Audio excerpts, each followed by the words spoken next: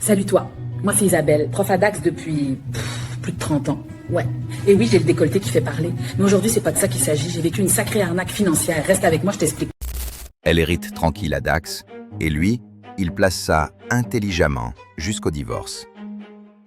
Mais est-ce que ça s'est réellement passé? Isabelle, 54 ans, elle fait prof à Dax, au collège pas loin des arènes. Un matin, elle apprend qu'elle hérite d'un petit capital. Pas énorme, mais ça rassure.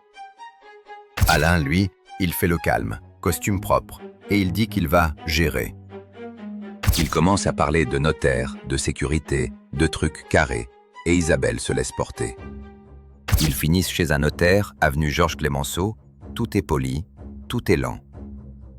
Isabelle signe, elle tremble un peu, et Alain signe juste derrière, comme si c'était qu'une formalité. Après ça, il devient soudain super efficace. Il dit qu'il va faire un passage à la banque. Les jours passent, et Isabelle voit juste des petites phrases. « T'inquiète, c'est en cours », sans détail. Un soir, il rentre plus tard que d'habitude, et il pose ses clés comme s'il était chez lui tout seul. Elle demande où ça en est, et lui il répond juste « Tout est retiré, c'est plus simple comme ça ». Le lendemain, Isabelle va à la banque à Dax, et on lui parle comme si elle arrivait après la bataille. Et puis là, Alain envoie un message sec. Il veut divorcer, ça ira plus vite. Au notaire, on lui dit que sur le papier, tout était nickel. Et elle a juste envie de disparaître.